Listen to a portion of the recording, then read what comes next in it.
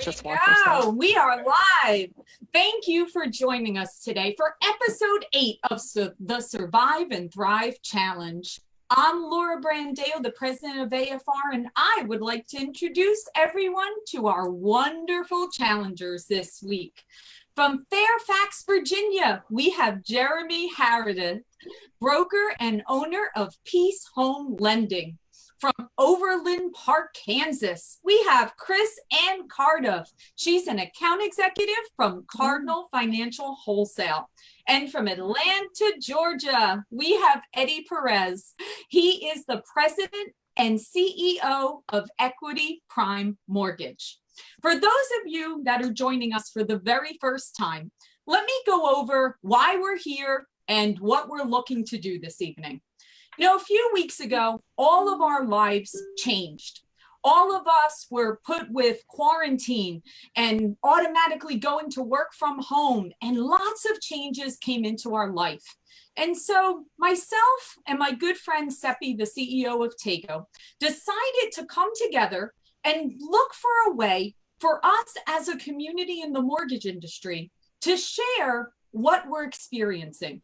And we've learned that each week, as we brought people together, we've heard many different variations of stories and situations.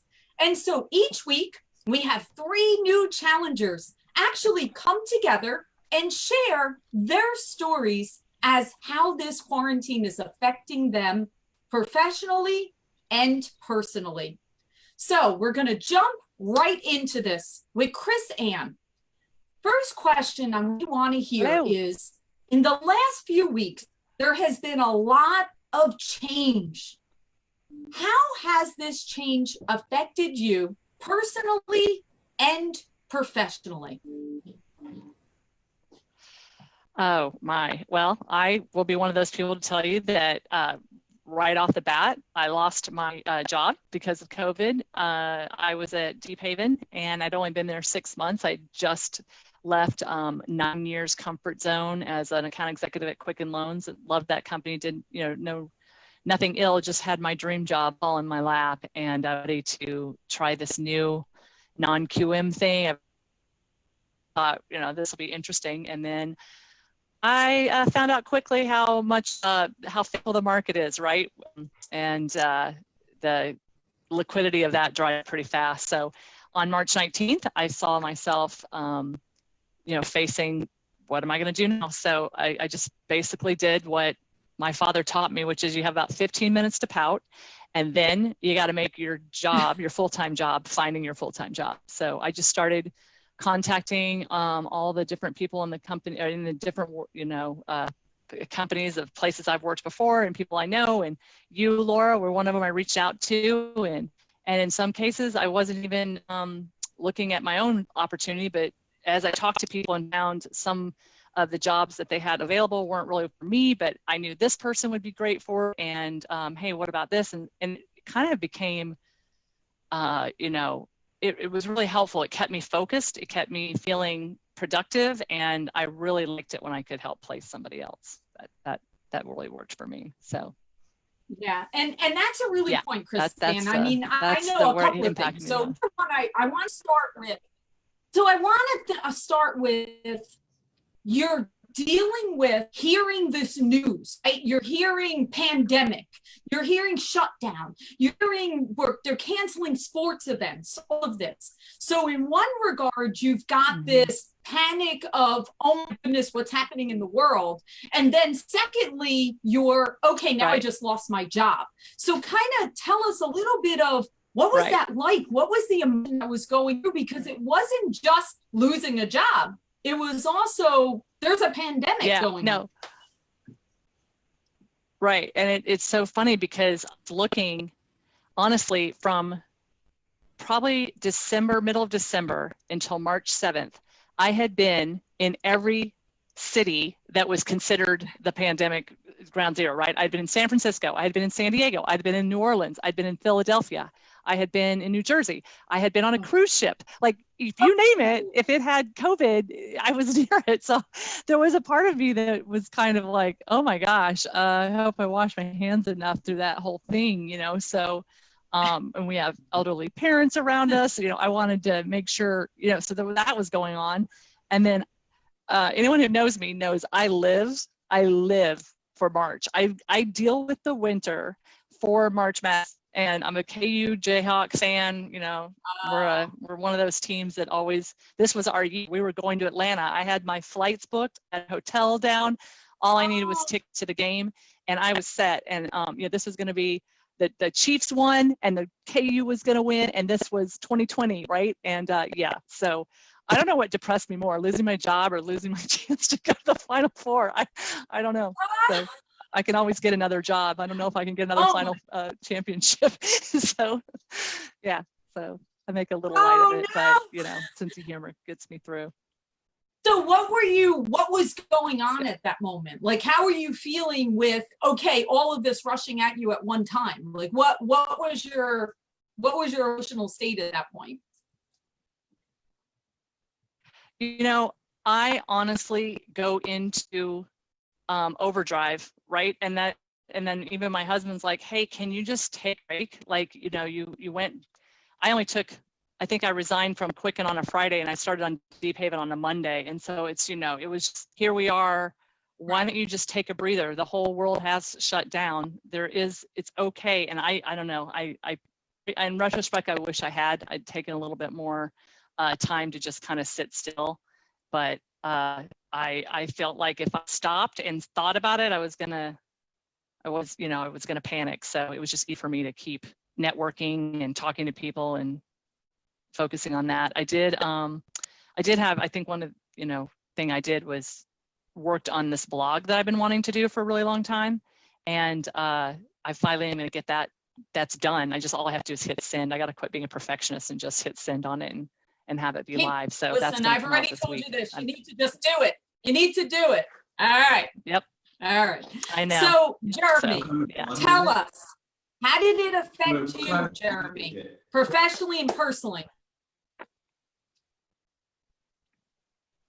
So I actually somehow anticipated some of this happening. I started watching news on COVID-19 back in December. I was leaving Panama at the time, and I was and I had a trip for Kenya. So I was keeping an eye on how everything was progressing, and I was scared even when I was in Kenya, because I'm going, we got to fly through Qatar and walk through Qatar. How are we going to handle this? Are we going to catch it? And we got back safe, which was a blessing. We started shopping ahead of time. We started buying stuff ahead of time. Like we didn't go crazy and buy all the toilet paper, but we bought extra potatoes, rice, all that stuff, because I somehow saw that coming. It was just we bought enough, so if we didn't go grocery shopping for 30 days, we'd be okay. We bought a Campbell soup. We put it in the basement. We bought water. Just in case you don't know if the infrastructure shuts down, what can happen. Right? We're looking at the worst case and best case scenario. My team, I have a staff. I hired some folks in July. Actually, I started Peace Home Lending in January of last year, so we're still brand new. We just passed our first year. And when I hired folks, part of the arrangement is you come to the office 3 days a week and you stay home Friday and Monday, with the anticipation of, I like to work remote. I'm used to working remote. I rarely go into the office. So I taught my team how to do that. So when COVID came around, we just said, okay, let's work from home. We practiced for this, so to speak. And while there were bumps in the road, like every lender out there started changing their guidelines multiple times a day, many price changes multiple times a day. We were just, Eddy, was that you? Rolling with I've never changed one, believe it. It was definitely us. Not me either. Yeah. Oh, okay. It was Kris-Ann. It was her. Wasn't me or Eddy. It wasn't us. Yep. It was us. There was a lot happening, and all we can do was just roll with the punches. Knowing that rates were going down following the 10-year, I guess as COVID-19 start to hit a little bit more, rates were getting better and better. And then they got worse and better and better and worse. And all of a sudden they were Saturday price change investors. And it's like, who changes price on a Saturday? And it just managing expectation with clients. That was the biggest one. We weren't sure how to set expectation with clients. You know, are we closing in 30 days? Are we closing in 60? Are we going to close it all? Like, how does this look? April, we had our biggest month ever. We had a record month. May will end up being a record month also. I'm not a big producer. I never wanted to be. I just wanted to originate and have fun doing it. And, it's been an experience. While it's hard to focus on the negatives of everything that went wrong, I mean, I think a lot of stuff went right. And I guess we don't know what's going to happen in the next 30, 60, 90 days.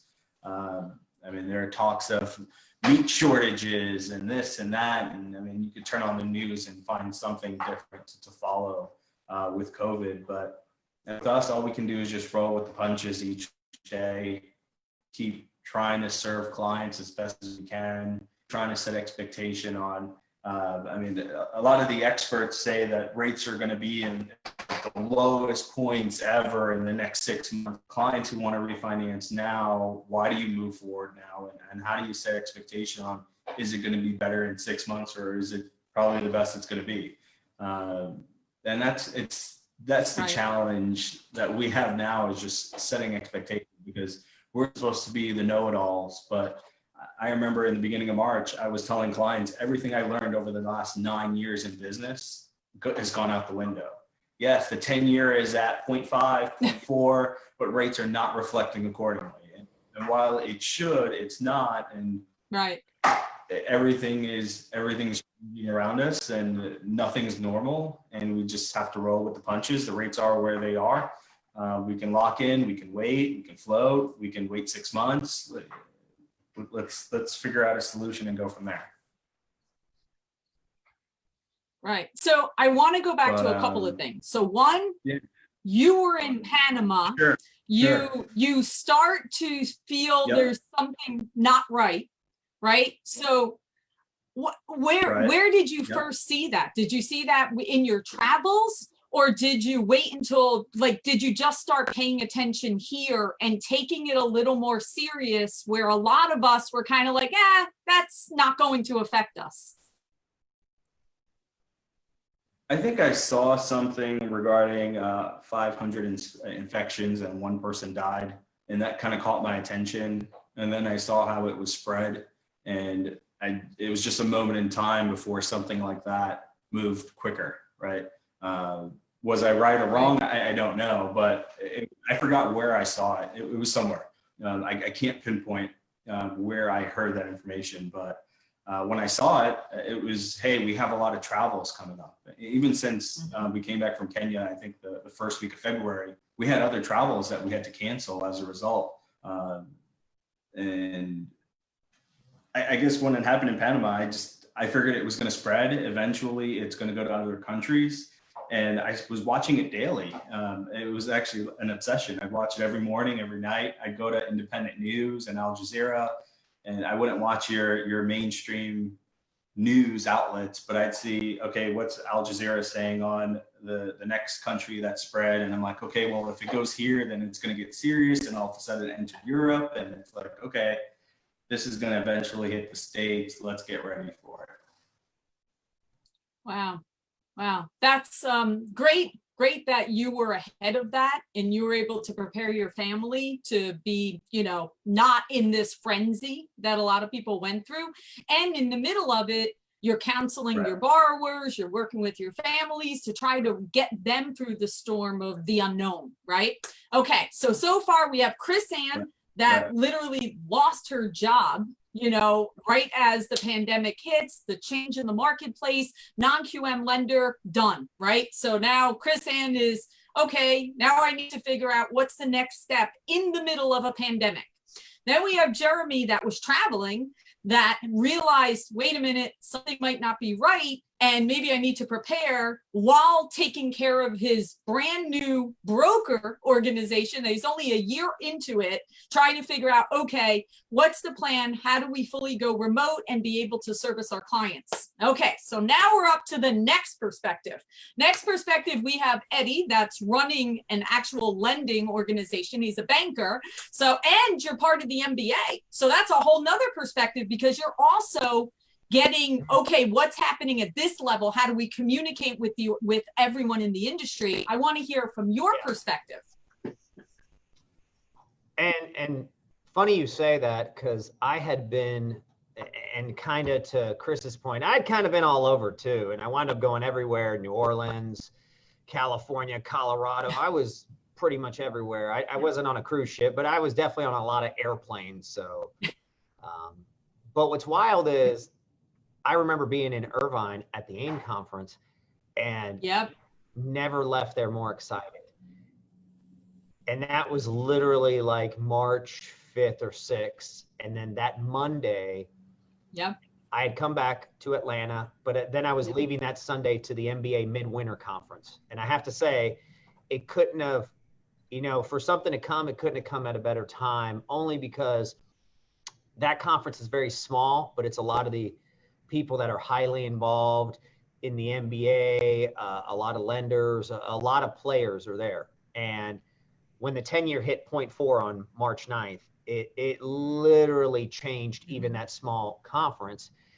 And then they started announcing, because of what Italy did, the forbearances that were coming out before really talking, and by the middle of the week when sports was getting canceled. And it really almost became like a battleground for all of us. How's this going to affect lenders? Start getting with your warehouse lines. Oh, we need to start talking to this person. And as well as being on the MBA board, I am the MORPAC chairman for fundraising. So then it was like, okay, who have we contributed to? How are we going to meet? How's it going to affect that? So yeah, I mean, it was like ground zero that I was literally standing on with some of the best in our industry. And they've done a phenomenal job. I agree. Making sure, even though some things haven't gone our way, they could have been far worse. Had you guys seen before some of this forbearance rules was marked up and done, you would be appalled. Oh. And it was literally phone calls every day. And then here was the biggest thing that, made me feel like I was treating my fellow man better, is I had a lot of friends that were in sheer pandemonium calling me. That's when the margin calls was going crazy. And to Jeremy's points, the 10-year goes down, rates shoot up, people are getting flattened out. So luckily the NBA got in there, because that was a small Dodd-Frank law that had never been a big deal like anything till it's a big deal. Right. And I mean, I was talking some people off the ledge. I mean, there was days I was literally like, hey guys, it's going to be okay. We're doing this. Hey, what's going on? Please, Eddy, fight what you can. I'm like, look, I can't really tell you more than there are some people that are going all out, defending us to the hill and doing everything we can, even though we have some of these circumstances that are behind us, and has really shown a camaraderie and a unity, as crazy as it sounds, in just 60 days. Because even right before I agree, Eddy. I mean, number one, the NBA acted so fast. I mean, they were on it. They were immediate. They jumped in. And I said to you, I mean, many organizations, I mean, I remember that day, that 9th, I remember Anthony reaching out from, Anthony Cox from AIM saying, let's get every lender, let's get every wholesale lender that's part of the organization on a call, and let's just figure out what we're all doing. So at least that way, if we're all together and we all kind of are dealing with the same things, we can, be able to manage through this. I can't tell you how much I appreciated that. I appreciate every MBA call, every call with AIM. I truly value those calls, because it makes it so that you're not feeling you're on an island somewhere. Yeah. You're feeling that you're all in the same boat. I mean, we talked about how are we going to get appraisals? How are we going to close these loans? What are we going to do about verifications of employment, right? Yeah. What about lock periods? What are you doing on, are you checking the employment? Some people are like, oh, I'm only doing it 10 days. Some people are saying, hey, you need to shorten it to 3. But yeah, I was on that call, and then I was at ground zero in Colorado at Beaver Creek at that resort with, it was about 100, 125 of the mortgage industry and a lot of great leaders. And it was just fascinating.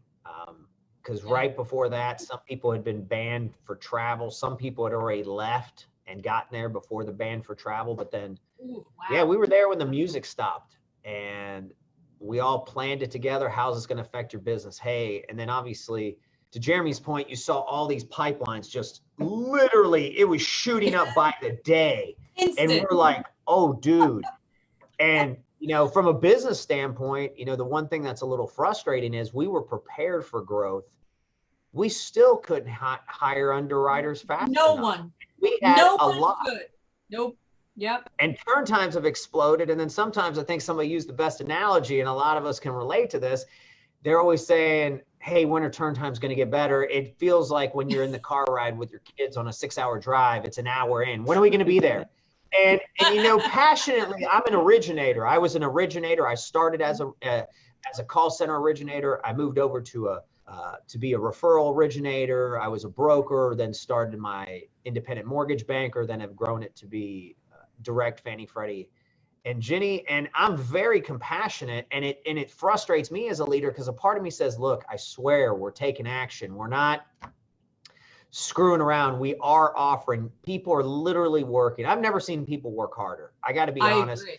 The operations staff across America, Yeah. I know that a lot of them have told me it's to keep their sanity from just sitting at home. Yeah. But still, they're literally working 7 days a week and still cannot keep up with the volume. Nope. And like I said, to Jeremy's point, I'm not joking. My pipeline from that middle of March as an organization was already at the highest it's ever been for the organization.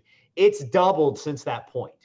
And I've just been like hiring and asking for extra help. And but I was really more proud of, to get back to what you were saying, is the unity, the collaboration. Because I did think for a while there was some rivalries and some factions brewing. And I think finally people realize it doesn't matter if you're American League, doesn't matter if you're National League, we're all baseball players. Doesn't matter if you're NFC, AFC, we're all football players. I think it's starting to realize that. And this is such an important week, because this is the Mortgage Action Alliance week that's free to join. That is one of the biggest, that has been the biggest advocates, that drives it locally and nationally. And I'm not surprised that now it went from just a few weeks ago breaking 30,000 members to already peaking 40,000 in under a week. I'm not surprised, because even though it's free, you still got to get people to go in and sign up. And I'm very encouraged by that. Right. And really everybody should be part of it. I mean, there's absolutely no reason why not, right? This is just an example of the reason why it's so important. So absolutely. 100%. And that's what's helped. A lot of these moments to get the margin calls, a lot of these big wins were driven by, they would do a call to action and you literally click a button. I mean, getting signed up takes under 30 seconds. Letting your voice be heard takes under 30 seconds. And it's really driven a point, because of a lot of the great credibility that the Mortgage Bankers Association has and other associations have, that have really redeemed us. Because obviously 12 years ago, we couldn't have a lower rating. Now we get to come out as the hero. Very rewarding and very great to see. Absolutely. 100%. Hey, Eddie. Okay. So we've gone through loss of job here. Jeremy's got, brand new business, year old, coming back, travel. Now you've got Eddy's perspective, all the ground zero. He's literally on ground zero, traveling during lockdown, right? Like not even sure how he's going to get back and all of that. This initial hit has happened to all of you in your own way.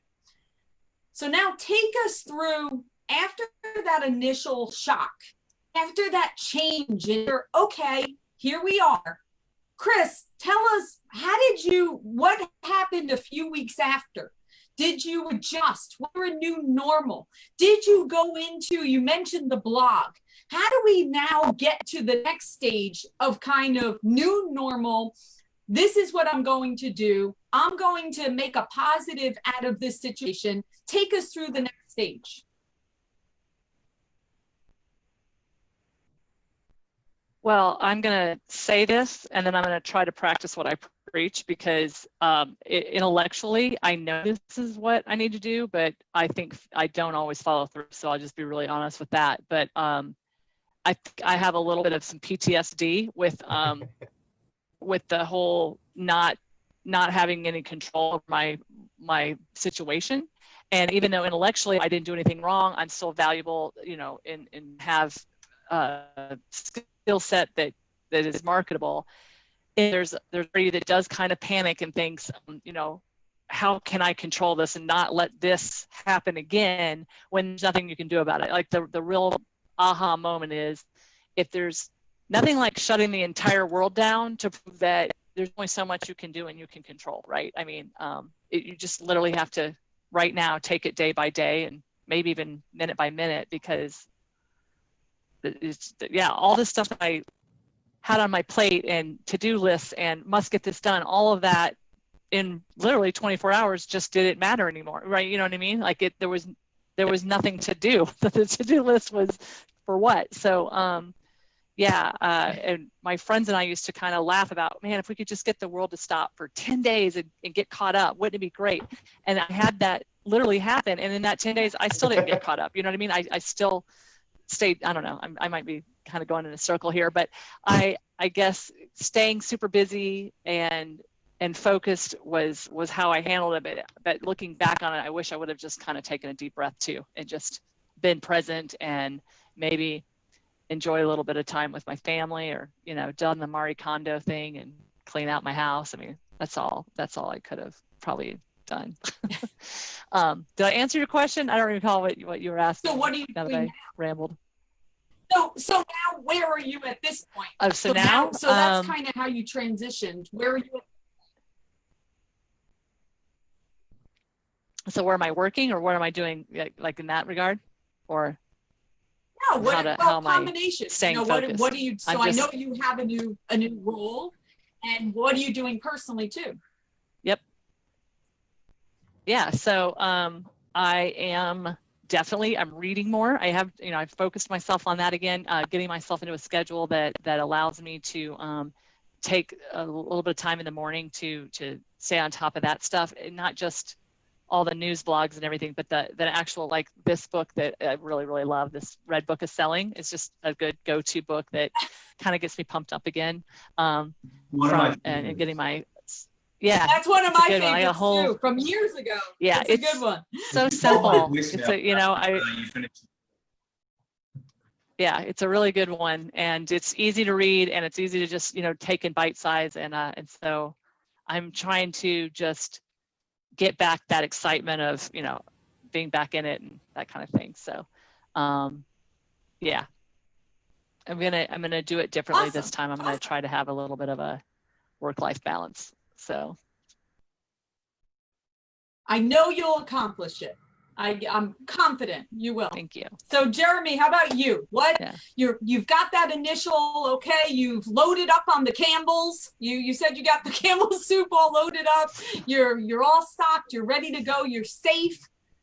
What's that next transition, and what have you learned from this? Like, what kind of you made a change in what you're doing because of it?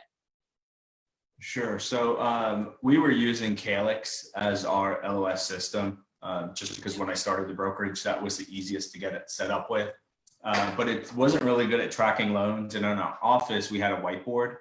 But knowing that everyone's going to be working from home, the whiteboard doesn't necessarily work anymore. So I scrambled and I got set up with Encompass Brokers Edition. And I started using that. I stayed up many nights till 2, 3 in the morning, woke up, kept working. The first 2 weeks of just working from home, I didn't sleep much. My fiance understands, she knows that what I was doing and the time that I was putting in. And I finally got our Encompass to a place where everyone's using it now. It flows. We hop on a 9:30 call every morning and we run through the pipeline. We figure out who needs my help, what's closing today. And since then, we've been kind of getting loans closed, and we've been able to develop our process all working remote, which has been nice. That's great. But that was the biggest struggle, was getting us to a place where we can view our pipeline, manage turn times, still have happy clients at the end. We had actually just one client close yesterday with AFR, and he just wrote us a 5-star review today. Awesome. And congratulations on rolling out Encompass in that short amount of time. That's a big accomplishment. Kudos. Well, I actually just upgraded to the banker's version, even though we don't have the banker's version, because I wanted to build more automation. So that just happened Monday. So I'm starting to work up more rules and put that into place. So that way, when we originate more loans, there'll be internal automation. That's been what I've been working on for like the last 30 days, is just automation. So that way we don't have to remind each other what needs to be done. The system will somehow tell us that internally. So it'll remove a lot of the manual, hey, you need to do this now, or you need to do that. It'll be manual within ourselves. And then hopefully that'll allow us to grow and be more scalable as we bring on more loan officers. At least I hope, right? Knock on wood. But it's just been a lot of late nights, early mornings, late nights. You will. And it's really hard to go to sleep at 12 in the morning and wake up at 6 in the morning to start reading. I've been alternating. So some nights I go to sleep early, and then some nights I go to sleep late. And the ones I go to sleep early, I get up in the morning and I read. And I try to have my team read too, even though that's a little shaky. One is on page 30, the other one's on audio, 1 hour and a half in, and just trying to figure out ways where we can all grow together and again, just be scalable. So that way, when another loan comes in, it's much easier to go through the process. Because we don't just use one investor. In April, we closed 28 loans with 10 different lenders. So sure, of course. Well, you're a broker. It's a challenge when everyone's changing. Yeah. I'm sorry? I didn't hear you. I said, yeah, you're a broker. That's one of your advantages, right? To be able to use many different investors and what's the best fit for the family. Right. And not every lender has handled COVID differently. Some have done well, and some are being challenged with it. I think a lot of it's due to, as Eddy mentioned, you doubled your pipeline from March to April, and now you also have other lenders working from home. Not only have you doubled your pipeline, but now you're all remote. So your processor who does great, and he or she may be working in the office great, now is working from home in 1,500 square feet with 3 kids. I mean, that's a challenge, right? And we just have to understand that that's the challenge, that it's not going to be perfect, that it is what it is. And we have sympathy as much as possible, because I mean, I'm grateful that we're in a place where I don't have kids. My fiance works during the day. At night, we watch Harry Potter or whatever movie we want to watch. And during the day, I get to play and get work done. And I don't have those interruptions like some others do. So I could just imagine most of America working from home with those distractions. And it's tough. It's not easy. And I can put myself in their shoes and go, I mean, the guy that works with me, Enoch, he's amazing, but he has 2 little kids at home that he's now babysitting and hooking them up with their school systems and making sure they get on their Zoom calls. And I mean, he's a beast. I mean, he stays up late, he gets up early in the morning. I mean, he's working hours like I am. And I'm grateful just to have a team that understands what we do, and we get up every morning and we just get it done. But it's definitely a challenge. It's hard to get motivation when you stay home all day, and the next day you do the same thing. It's just, you got to constantly and all of those, all of those families. Yeah. Absolutely. I mean, all It's of not easy. those families out there right now that have little kids, that people are doing homeschooling, it's hard. You know, it's definitely hard. All right. So Eddy, what have you learned? What have you changed? What have you, what takeaways are you going to continue to do professionally and personally after this?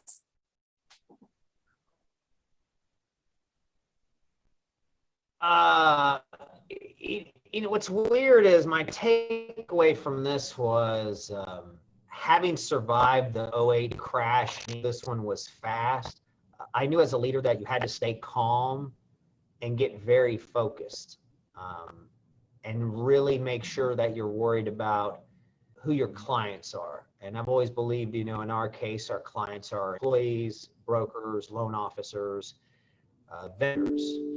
So that was one thing that my takeaway from that professionally was to really double and triple down, but more importantly, communicate as much as possible. And that's been kind of an evolution in leadership, because you can attest to this. Laura, Jeremy, Chris, y'all are probably too young for this. But, you know, 15 years ago, if you had done this much communication, it would have kind of gotten viewed as something is going on. It's just something doesn't sound right. And now if you don't communicate that much, it sounds like, you know, you're not doing, something's wrong. So it's one of those leadership things you learn, that there's been an evolution and you've got to do that. So I think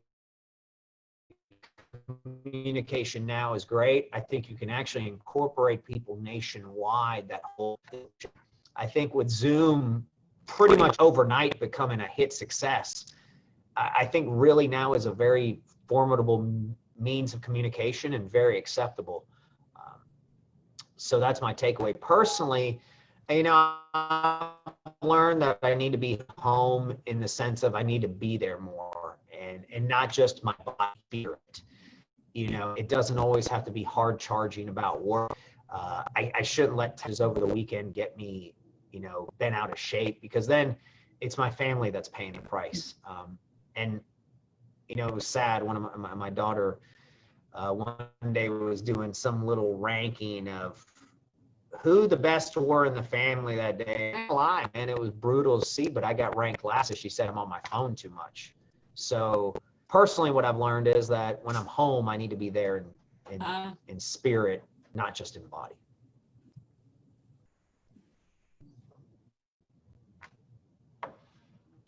That's huge. I think that's a phenomenal takeaway. And I think that's one that all of us can learn from.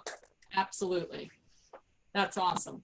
All right. So we've come to the part that we're going to nominate our challengers for next week. Okay. So Kris-Ann, we're going to start with you. Who is your nominee for next week?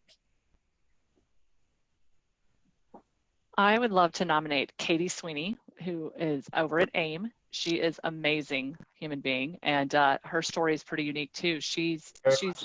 Her habitat is in Texas, but her job is in Philadelphia. So I know I'd be very interested for us all to hear her story and how this pandemic impacted her and her ability to be in two places at one time when sheltered in place. So, oof. Awesome. Can't wait. That's fantastic. All right, Eddy, who is your nominee? My nominee is Jaime Cavanaugh. She is COO of Amerifund out of California. Love Jaime. Absolutely. Yep, all right. Big fan. Oh, go ahead, Eddy. No, I was just saying big fan. And I think like what you had talked about, she has such a positive outlook that she always puts on social media, and just knowing her. And I know that this is what that's about, and you definitely need those voices to be heard more. So I thought she was the perfect candidate when it came to my mind. 100% agree.